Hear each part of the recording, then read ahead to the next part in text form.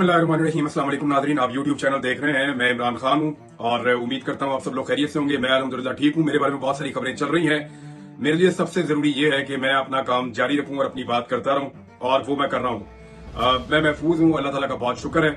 और अल्लाह ताला बड़ा मेहरबान है, वही जिंदगी देता है, वही हिफाजत करता है, वही राज़िक है, वही पैदा करता है और वही आपकी हर चीज का मालिक है। तो अल्लाह ताला से मुझे सबसे ज्यादा हमेशा उम्मीद रहती है। आप सबसे दुआओं की दरखास्त है। खबरों की तरफ जाते हैं नाज़रीन डायरेक्टली।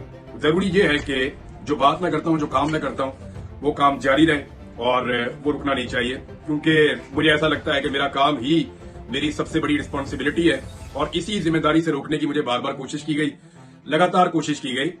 मेरे बहुत सारे दोस्त जानते हैं बहुत सारी चीजें, और उन्हें उस बारे में पता है जो कुछ मेरे साथ हुआ है गुज़िश्ता चंद दिनों में।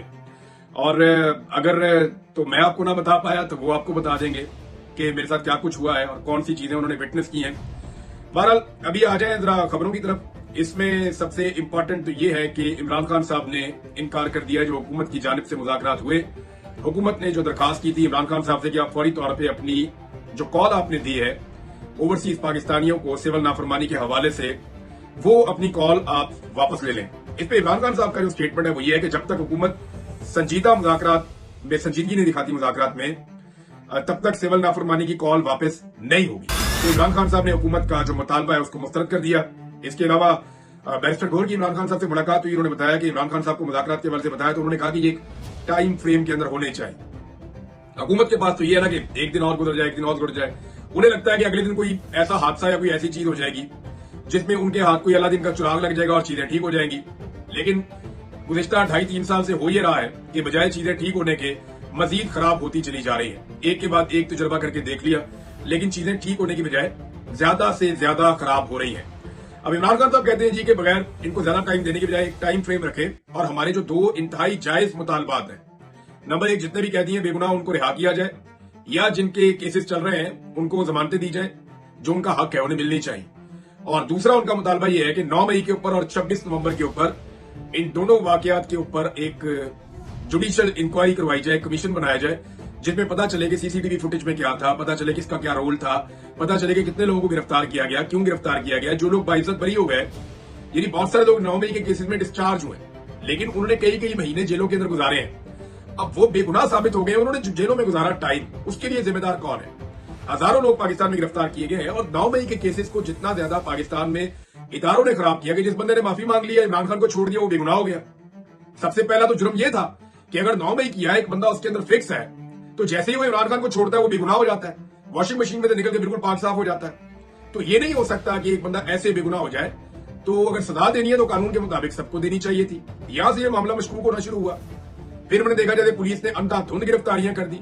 फिर पुलिस ने जो मौके पर उठाया कि जनाब छुप के भेस बदल के पुलिस वाले अंदर चले गए, वो इमरान खान साहब की टेबल के नीचे छुप गए। वहां छुपकर उन्होंने जनाब कहा कि हमने सुन लिया इमरान खान साहब ने प्लानिंग की है। 4 जगह पे तो बंदा चेक होता है और पहले पॉइंट के ऊपर मेन गेट से जो अंदर जाता था ना, वहीं पे नाम लिखा हुआ होता था, वो बंदा अंदर दूसरा जा ही नहीं सकता। और 2 पुलिस वाले छुप के जाके टेबल के नीचे बैठ गए। वो तो टेबल भी बहुत छोटी सी है जितने इमरान खान साहब टांग रख के बैठते थे। तो अजीबोगरीब बातें जो की गई हैं, तो एक मजाक बनाया गया 9 मई के मामले को। हालांकि उसको अगर सही तरीके से चलाते तो शायद कुछ लोग फिक्स हो जाते जो जिम्मेदार होते। बहरहाल मिलिट्री कोर्ट्स के अंदर जो कुछ हुआ उसका खुमियाजा पाकिस्तान के ऊपर आ रहा है। अब सारे सर जोड़कर बैठे हैं कि इससे निकलना कैसे है। देखिए, सबको इस बात का आइडिया था कि मिलिट्री कोर्ट्स कोई इंटरनेशनल लेवल पे पसंदीदा चीज नहीं है, लेकिन पिछले दिनों में दबाव इतना ज्यादा बढ़ाया ओवरसीज पाकिस्तानियों ने और सोशल मीडिया के ऊपर इतना ज्यादा दबाव बढ़ा, खासतौर पे डोनाल्ड ट्रंप के इलेक्शन जीतने के बाद एक बेचैनी है जो पाकिस्तान की एस्टेब्लिशमेंट और हुकूमत है उनके बीच में। उन्हें परेशानी यह है कि डोनाल्ड ट्रंप इलेक्शन जीत गया है, जो बाइडन की एडमिनिस्ट्रेशन चली जाएगी। तो वो जो सहूलतकारी जो बाइडन एडमिनिस्ट्रेशन ने की है एक लंबे अरसे तक, 3-4 साल तक, वो सहूलतकारी खत्म हो जाएगी। और अगर ये सहूलतकारी खत्म हो जाती है तो फिर हम किस तरीके से अपनी चीजों को कंटिन्यू कर पाएंगे? सहूलतकारी खत्म होते ही आपको पता है फिर यूरोपीय यूनियन भी बोलेगा, फिर बरतानिया भी बोलेगा, फिर अमेरिका में भी आवाजें उठेंगी, फिर अक़वाम मुत्तहिदा भी बोलेगा। यानी अक़वाम मुत्तहिदा में जिन लोगों ने मामला उठाए थे उन्होंने मुझे अक्टूबर या नवंबर 2023 में बताया, मुझे वो मिलने के लिए आए। उन्होंने कहा जब हमने यूनाइटेड नेशन से राब्ता किया तो वहां हमें यह पता चला कि पाकिस्तान में जो कुछ भी हो रहा है उस पर अमेरिकन आशीर्वाद है, इस वजह से हो रहा है। और इसलिए यूनाइटेड नेशन जो है वो एक इफेक्टिव रोल प्ले नहीं कर पा रहा, सिर्फ ऐसे ही रिपोर्टिंग कर रहा है मामला की, वो रोल प्ले नहीं कर पा रहा। लेकिन अब जैसे ही जो बाइडन इंतजामिया जा रही है, जाते जाते वो भी गोंगलुओं से मट्टी झाड़ रहे हैं और पाकिस्तान के ऊपर उन्होंने तनकीद शुरू कर दी है, पॉलिसीज के ऊपर, स्पेशली ये जो मिलिट्री कोर्ट्स हैं इनके हवाले से उन्होंने तनकीद की है। तो अब इस मामले से निपटना कैसे है? अब देखें, दो चीजें हैं जो अंडर डिस्कशन है। नंबर एक ये है कि इस मामले को यहां रोक लिया जाए, मामले को अदालत के अंदर जाने दिया जाए और अदालत के अंदर से इसको कलअदम कर दिया जाए और पूरी दुनिया को मैसेज चला जाए कि पाकिस्तान में मिलिट्री कोर्ट्स के अंदर कोई फैसले नहीं हुए थे, वो खत्म हो गए, तो ये इसके अंदर से निकल जाए सारे। एक तो ये फैसला होगा कि इसकी जान छुड़ा ले। दूसरा फिर ये है तरीकाकार के इसके ऊपर डट जाए और सारे मिलकर खड़े हो जाएं और ये फैसला कर दे कि जनाब जो बाकी 50-60 बंदे हैं उनको भी हमने मिलिट्री कोर्ट में सजाएं देनी है और इमरान खान को भी उठाकर मिलिट्री कोर्ट के अंदर लेकर जाना है।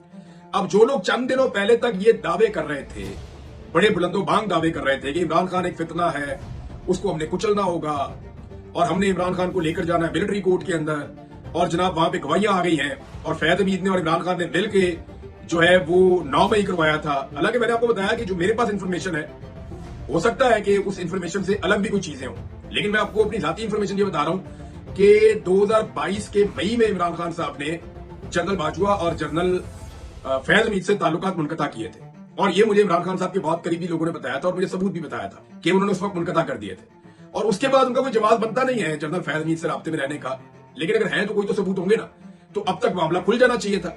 अब इमरान खान के पार्टी के कारकुनों को मिलिट्री कोर्ट्स के अंदर सजा देने पे यूरोपीय यूनियन, अमेरिका और बर्तानिया तीनों ने रुला डाल दिया है। आपका जीएसपी स्टेटस जो है वो डिस्कस होना शुरू हो गया है।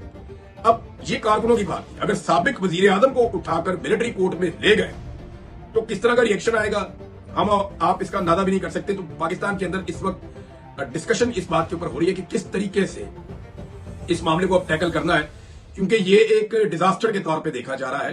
पाकिस्तान के अंदर सियासी जमात है, सियासी कारकुन है, उनको मिलिट्री कोर्ट के अंदर सजा हो रही है, हालांकि दूसरी अदालतें मौजूद हैं और सेम मुकदमात 9 मई के सिविल कोर्ट्स के अंदर बाकायदा अदालतों में, सुप्रीम कोर्ट में, दूसरी अदालतों में वो फौजदारी मुकदमात बाकायदा चल रहे हैं, दहशतगर्दी के मुकदमात भी बाकायदा अदालतों में चल रहे हैं। देखिए ना, इंसिडेंट तो एक ही है 9 मई का।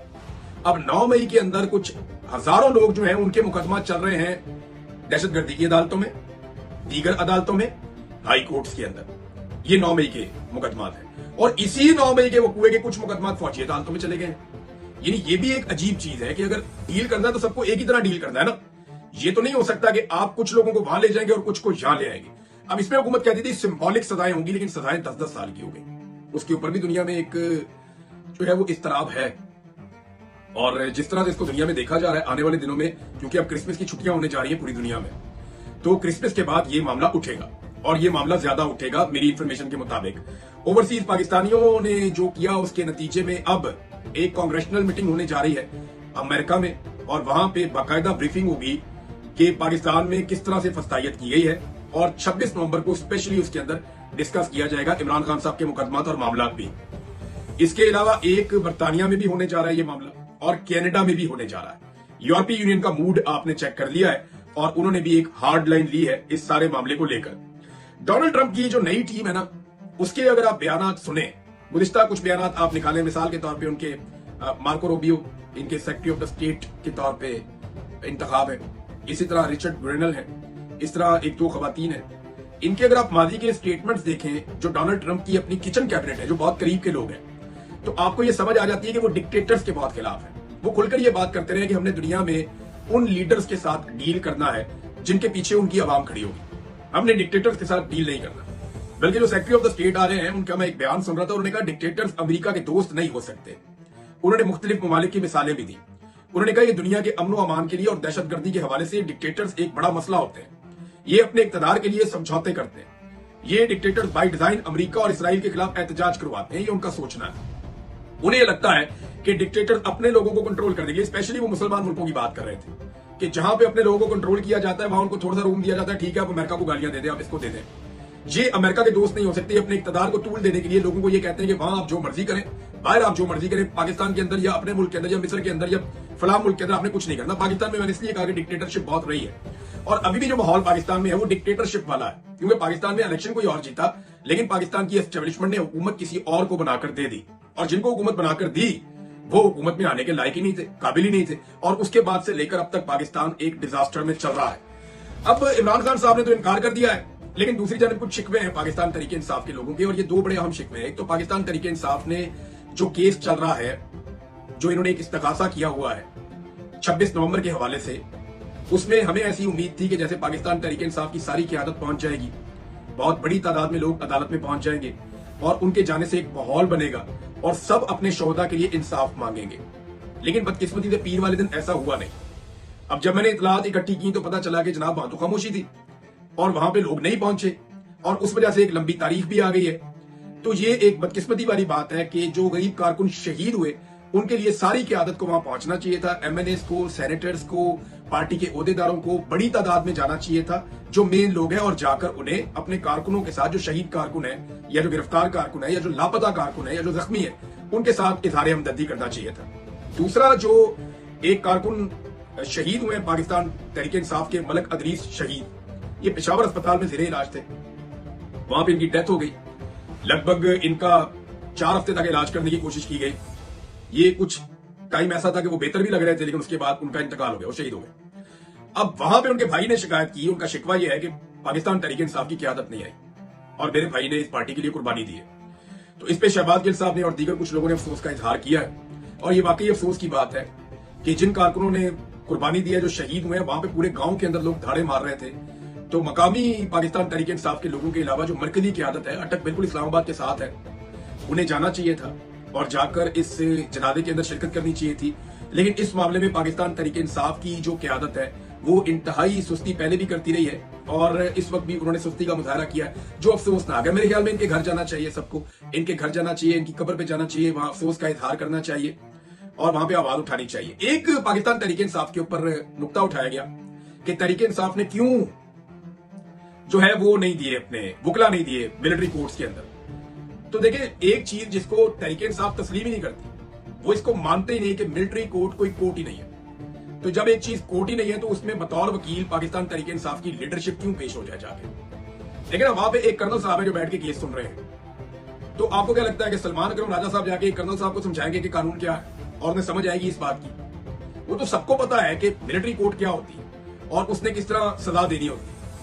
क्या उन्होंने सजा नहीं देनी थी? इसके अलावा और क्या ऑप्शन था उनके पास? उन्होंने सजा ही देनी थी, क्योंकि हमने जब भी कभी सीनियर ऑफिसर्स को सुना मिलिट्री के, तो उनको यही कहते सुना कि जनाब ये बड़ा जुल्म और जबर और ज्यादती होगी। वो ओपिनियन अपनी दे चुके थे। तो जूनियर अफसरान जो वहां पे जज के तौर पे मौजूद थे, वो कैसे उनके खिलाफ जा सकते थे? दूसरी बात यह है कि पूरी दुनिया के अंदर एक सेट पैटर्न है कि military courts are not courts. Civilians के पॉइंट ऑफ व्यू से तो ये नहीं हो सकता। तो सिविलियंस को सिविलियंस की अदालत में लेकर जाना चाहिए, जहां पे कानून, आईन, इंसाफ और आपको मौका मिलता है अपना केस लड़ने का। हालांकि पाकिस्तान में वहां पे भी कम है, लेकिन फिर भी आपको मौका तो मिलता है अपना केस लड़ने का। वहां पे आपको केस लड़ना चाहिए। मैंने अपने बेशुमार केस लड़े हैं, बहुत सारे केसेस में, 95% केसेस में मैं बाइज्जत बरी हूं। जो केसेस बच गए हैं उनके अंदर भी मेरे पास बेल मौजूद है। कुछ केसेस ऐसे हैं जिनमें अभी बेल मौजूद नहीं है। तो मैं अपनी कानूनी लड़ाई जितनी मैंने लड़ी है तो अदालतों में ही लड़ी है। तो वो मिलिट्री कोर्ट के अंदर तो फिर आप ऑप्शनलेस हो जाते हैं। अब एक चीज और है, इस वक्त जो पूरा निजाम है वो मिन्नतें और तरले कर रहा है सिर्फ एक चीज के लिए कि किसी तरह डोनाल्ड ट्रंप की जो हलफ बर्दारी की तकरीब है उसमें कोई एक दो बंदे हैं, उनको इनविटेशन मिल जाए। 2 बंदे, उनके इनविटेशन के लिए अमेरिका में जो पाकिस्तानी सफीर है उसने जमीन आसमान एक कर दिया। वो पूरी कोशिश कर रहे हैं, वो बेपनाह पैसा खर्च करने के लिए तैयार है। वो ये कह रहे हैं कि जिस लॉबिस्ट ने जो करना है वो करे, हमें किसी तरह डोनाल्ड ट्रंप की हलफ बर्दारी की तकरीब में पहुंचा दें। 2 बंदे हैं जिनकी बहुत ख्वाहिश है कि किसी तरह हमें डोनाल्ड ट्रंप की तकरीब में हलफ बर्दारी में पहुंचा दें। लेकिन मैं आपको एक चीज बताऊं, अगर ये हो भी गया, फर्ज करिए ये हो जाता है और कोई इन्विटेशन इनको मिल जाता है और ये वहां पहुंच के बैक बेंचर्स बन भी जाते हैं, तो भी डोनाल्ड ट्रंप से मिलना इनके लिए बहुत मुश्किल होगा। और अगर ये डोनाल्ड ट्रंप को मिल गए तो ये एक बहुत बड़ा रिस्क होगा, क्योंकि डोनाल्ड ट्रंप के आसपास होंगे कैमरे और जैसे ही उन्हें बताया जाएगा ये पाकिस्तान से हैं, तो आप डोनाल्ड ट्रंप को जज नहीं कर सकते कि अगले लम्हे वो क्या करेगा। यानी डोनाल्ड ट्रंप के बारे में आप कुछ नहीं जानते, वो अनप्रिडिक्टेबल आदमी है। मे बी डोनाल्ड ट्रंप वहां पे कोई ऐसी बात करे जो इनके लिए मजीद शर्मिंदगी का बायस बन जाए, या वो इमरान खान के बारे में कोई बात कर दें, या पाकिस्तान में होने वाली नाइंसाफियों के बारे में कोई जुमला बोल दें। तो ये भी एक रिस्क है एक तरह का, लेकिन इसके बावजूद पूरा निजाम कोशिश कर रहा है। और दूसरा, जो ट्रंप की आने वाली एडमिनिस्ट्रेशन है उसके खिलाफ को थोड़ा सा प्रोपेगेंडा शुरू करवाया गया है कि जनाब हम अमेरिकी गुलामी नहीं मानते, जनाब अमेरिका जो है वो हमारे फैसले नहीं कर सकता। तो यही तो हम कह रहे हैं, अमेरिका कौन होता है हमारे फैसले करने वाला? अमेरिका के फैसले में पाकिस्तान में रिजीम चेंज किया गया ना, और अमेरिका का ही कॉन्सेंट था, साइफर मौजूद है। ये तो एक खुफिया डॉक्यूमेंट था जो इमरान खान साहब ने पब्लिक कर दिया, वरना ये तो कभी पब्लिक होना ही नहीं था। और अब जो है वो जो बात कर रहे हैं वो इंसानी हकूक पे रख के अपने सोशल मीडिया के ऊपर डायरेक्ट डाल रहे हैं। वो कोई खुफिया दरवाजा इस्तेमाल नहीं कर रहे। हाँ, एक इंफॉर्मेशन आई है कि जो पाकिस्तान के अंदर सफारती अमला है उसको ये कह दिया गया है कि बाकायदा पूरी रिपोर्ट तैयार की जाए साफ और शफाफ तरीके से कि पाकिस्तान में इमरान खान का रजीम कैसे तब्दील हुआ और तब से लेकर अब तक क्या क्या हुआ, इंतखाबात कैसे हुए। तो ये सारी एक रिपोर्ट बन के अमेरिका में जाने वाली है और ये रिपोर्ट जब वहां पे जाएगी तो लाजमन है उसका एक रद्दमल आएगा या वहां से कोई रिपोर्ट जारी की जाएगी। अब अमेरिकन जो है वो आपको ऐसे नहीं कहेंगे कि वो आपका बाजू मरोड़ देंगे। उनके 100 तरीके हैं। ख्वाजा आसिफ ने बताया ना, ख्वाजा आसिफ ने बताया कि उनके पास 100 तरीके हैं आपका बाजू मरोड़ देंगे। वो IMF के जरिए मरोड़ सकते हैं, वो मोहम्मद बिन सलमान साहब को कह सकते हैं, वो किसी अरबी मुल्क में कह सकते हैं, वो किसी और मुल्क में कह सकते हैं, वो कहीं से भी आपका बाजू मरोड़ सकते हैं। उन्हें 100 तरीके आते हैं। लेकिन जब वो इक्तदार में आएंगे 20 तारीख को, तो उसके बाद एक ड्रोने ख्वाब की तरह है पाकिस्तान में मौजूद हुकूमत और एस्टेब्लिशमेंट के लिए। अभी ये खुद से बोल नहीं रहे, ये खुद से किसी किस्म की बात नहीं कर रहे। ये क्यों नहीं कर रहे उसकी भी आपको रीजन देता हूं। इसलिए नहीं कर रहे, अपने कुछ इन्होंने चमचे खर्चे छोड़े हैं, कुछ छोटे मोटे नाम इन्होंने छोड़े हैं कि तुम बयानियां बनाना शुरू करो कि ये कहते थे जनाब के अमेरिकी गुलामी नामंजूर, एब्सोल्युटली नॉट। और अब ये अमेरिका से मदद मांग रहे हैं। तो इमरान खान ने अमेरिका से मदद कोई नहीं मांगी, बल्कि इमरान खान की पार्टी वो वाहिद पार्टी है जिसने खुलकर अमेरिका ने जो पाबंदियां लगाई उसके खिलाफ बात की। और किसी पार्टी ने पाकिस्तान के अंदर अमेरिका की लगाई जाने वाली पाबंदियों के ऊपर कोई बात नहीं की। सिर्फ इमरान खान वो वाहिद पॉलिटिकल पार्टी रखता है जिसने अमेरिका की पाबंदियों के ऊपर उस वक्त बात की जब इमरान खान जेल में बैठा हुआ है और अमेरिका से उसके हक में आवाजें उठ रही हैं। ये है इमरान खान। तो पाकिस्तान उसके लिए ये है। सबसे पहले इमरान खान ने ये ऑर्डर भी दिया है कि मेरी पार्टी के अंदर सिर्फ 3 बंदे, बैरिस्टर गोल, उमर अयूब और सलमान अकरम राजा, और एक उन्होंने और नाम दिया है, ये तीन और सेक्रेटरी इंफॉर्मेशन। उन्होंने कहा ये लोग जो हैं ये स्टेटमेंट दे सकेंगे जो फॉरेन पॉलिसी इश्यूज हैं उसके ऊपर। बाकी सारी पार्टी इसके ऊपर स्टेटमेंट ना दे, वो इसके ऊपर खामोश रहे, क्योंकि ये हसास मामला होते हैं, चाहे सऊदी अरब का हो, चाहे अमेरिका का हो, चाहे बाकी मामला हो। और पीटीआई ने खुलकर मुखालफत की है पाकिस्तान के ऊपर जो अमेरिका की पाबंदियां लगी उस हवाले से। और PMLN खामोश है। लेकिन अब वो बयानियां बना रहे हैं और खामोश वो इसलिए हैं, वो इंतजार कर रहे हैं राइट टाइम का। वो अभी भी कोशिश कर रहे हैं कि किसी तरह कुछ करके डोनाल्ड ट्रंप के साथ हमारी कोई एंगेजमेंट हो जाए, वो हमसे कुछ ऐसा मांग ले जो हम उनको ऑफर कर दें, सर अब ये कर सकते हैं आपके लिए कुछ भी। इस वक्त तो इमरान खान से बचने के लिए तो कुछ भी देने के लिए तैयार हो जाएंगे। तो अभी तक ये व्यवस्था रहे शजर से उम्मीदें बाहर रख कि अभी तक ये उसी शजर से चिपके हुए हैं कि जनाब कोई सादा रास्ता कर दो। अमेरिकन एस्टेब्लिशमेंट की हर तरफ ये मिन्नतें तरले कर रहे हैं। तो अभी इनको उम्मीद है, लेकिन जब इनकी उम्मीद टूट जाएगी तो फिर इतना इस बयानियों को बनाएंगे कि जनाब अमेरिका ने हमारी हुकूमत खत्म कर दी। हालांकि अमेरिका ने जो हुकूमत करी थी खत्म वो सबको पता था। और जिस तरीके से पाकिस्तान के अंदर एक फस्तायत ज़्यादा इलेक्शन करवा के, बल्कि जबर इलेक्शन करवा के पाकिस्तान में जो हुकूमत बनाई गई है जाली फार्म 47 के ऊपर, वो भी सारी दुनिया जानती है। तो नाज़रीन, पाकिस्तान का जो हल है वो अब सिर्फ और सिर्फ एक ही है कि पाकिस्तान के अंदर एक फ्री एंड फेयर इलेक्शन करवाए जाएं और नए इलेक्शन करवाए जाएं। मैं आपको रिचर्ड के बारे में एक चीज और बताता हूं, क्योंकि आजकल बड़ा टॉपिक बना हुआ है। तो रिचर्ड की जो टोटल पोस्टें हैं जो अब तक उन्होंने की हैं वो 54 है। पोस्ट और रीपोस्ट तकरीबन 54 उन्होंने की है। 5 करोड़ 70 लाख व्यूज मिले उसको, 12 लाख से ज्यादा उनको लाइक्स मिले, 5,25,000 रीपोस्ट उनको मिले और 1,30,000 रिप्लाईज भी मिले हैं रिचर्ड को। और सिर्फ एक पोस्ट रिचर्ड की ऐसी है जिसे 1 करोड़ 21 लाख व्यूज मिले। अब आप अंदाजा करें कि अमेरिकन को भी इस बात का आइडिया हो गया कि पाकिस्तान में इस वक्त जो पॉपुलर वॉइस है वो क्या है। वो इसका एनालिसिस भी कर रहे हैं ना। ट्विटर भी उनका अपना ही है, क्योंकि इलन मस्क उनकी टीम का हिस्सा है, तो ट्विटर भी उनका अपना है। तो नाज़रीन, अभी अमेरिकन एम्बेसी के लिए भी एक बड़ी प्रॉब्लम है और एक एम्बेरसमेंट वाली सिचुएशन है। उनको अब ये बताना पड़ेगा कि उनके ट्वीट से एहसन इकबाल का वो ट्वीट क्यों रीट्वीट हुआ जिसमें डोनाल्ड ट्रंप की बुराई की गई थी और इमरान खान की बुराई की गई थी। अब तक के लिए इतने, अपना ख्याल रखिएगा, अपने इस चैनल का भी। अल्लाह हाफिज।